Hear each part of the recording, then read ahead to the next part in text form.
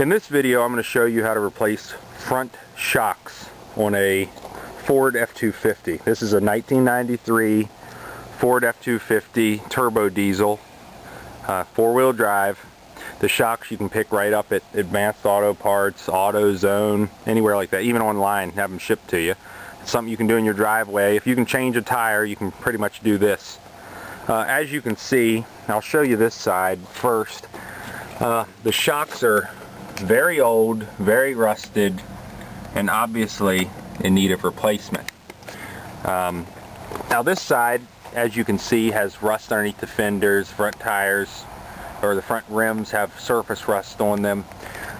This other side is the side I'm going to do first.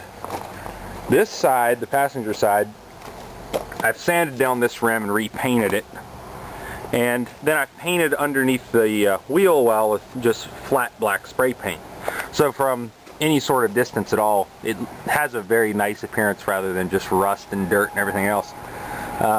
The shock that's under here right now looked identical to the other side, with the flaking rust and, you know, just overall bad appearance. To replace this shock, I will jack the front of the vehicle off of the ground. I will take the front tire off, and once the front tire is off, there is only two bolts that hold this shock on. This top bolt here with this nut, and down here we have another bolt with another nut. Basically, all you need to do is take the two nuts off, take the bolts out, the shock will come out at that point. The new shock, you'll start with the bottom bolt. You'll put the bottom bolt through, secure it with the nut. Then there's going to be a plastic band that's holding the two pieces of the shock together. And you'll cut that band. The shock will then start to expand. And once you get up here to the, you line the eyelet up with the top hole, you'll put the top bolt through it, secure it, put the front wheel back on, and let the truck back down, and pretty much you just replace the shock. So in the coming minutes, you can watch me do this. Hold tight. I'll be replacing the old worn out rusty shocks on the truck with these Monroe Gasmatic series. As you can see on the rear of this, you can see this white nylon band, and it wraps around the top eyelet, it wraps around the bottom eyelet, and it holds the two pieces together. When you cut this, after you secure the bottom with the bolt on the truck, you're going to cut that band, and this top is going to want to lift up. The two pieces are going to pull apart. If they do, I mean, you can just hold it with one hand and keep it from, getting away from you. And if it does go a little too far and you need to press it down, it's not hard to do. You can easily do it with just a little bit of pressure. You'll line this top hole up, slide the bolt through it, and that's pretty much it. Okay, I have the front of the vehicle lifted off the ground just with a standard floor jack under the axle, and as you can see, the wheel is off of the ground. Have my air impact gun right here, and I'm about ready to take the lug nuts off. Okay, I've taken all the lug nuts off, removed the rim, and now we are ready to begin removal of the shock. A couple tips when you're taking off a rim off of a rotor. You do not want to drag the rim across these threads. You want to support it enough so you can actually pull it off there without it dragging across these. If you drag a metal rim across these threads, you will mess the threads up. And then when you go to put your lug nuts back on, they could cross thread, you could end up breaking the stud. You will cause yourself much grief later on, if not instantly, if you drag that rim across threads. So lift the rim up. Takes a little bit more effort. Lift it up, pull it off, and set it to the side. One other tip: always keep all your lug nuts in one pile. Do not have two over here, one over there, one over there. You will lose lug nuts. So keep them all together. That way when you go to put them back on, they'll all be in one spot. Okay, just got the shock out. The top bolt was actually a little tougher than the bottom bolt.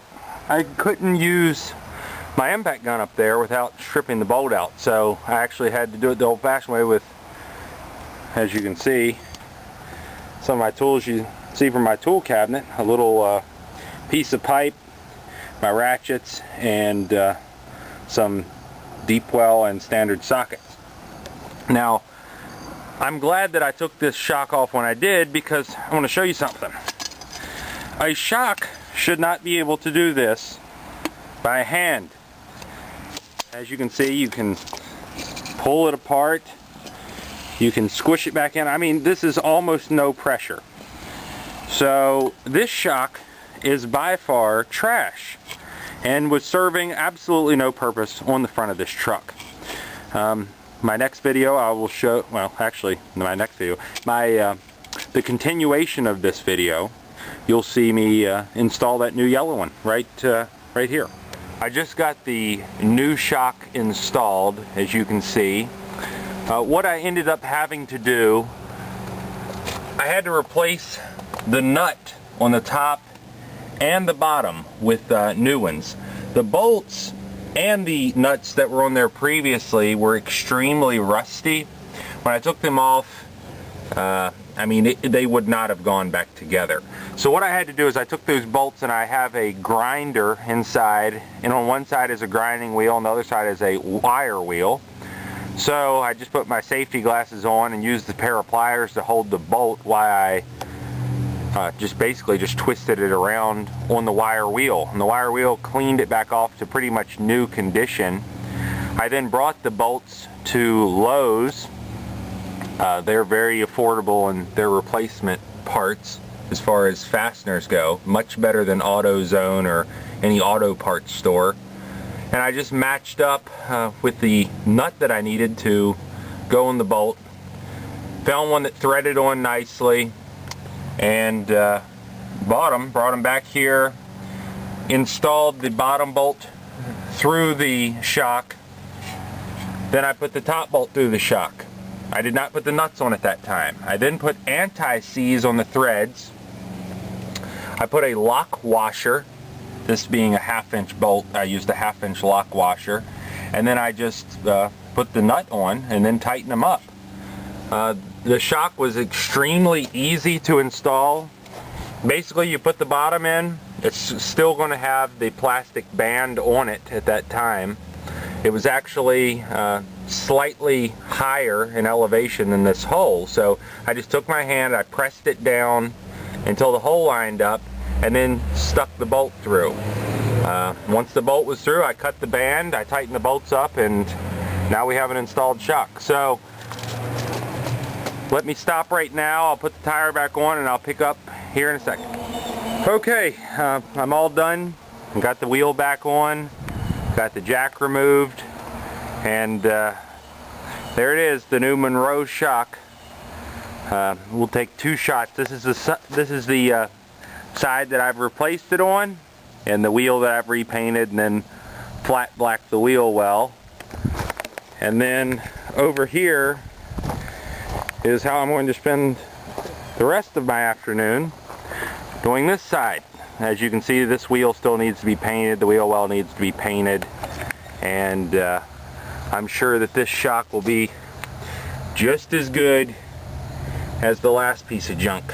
So what you're going to want to do if you do this and you have an extra can of spray paint, you'll want to paint your wheel well with flat black before you replace that shock. That way you can get in back behind all these cracks and everything, and the bracket and everything else, and you won't put your new yellow shock on, or whatever color you go with, and then paint it and get overspray all over it. So go ahead and paint all of this first before you replace the shock.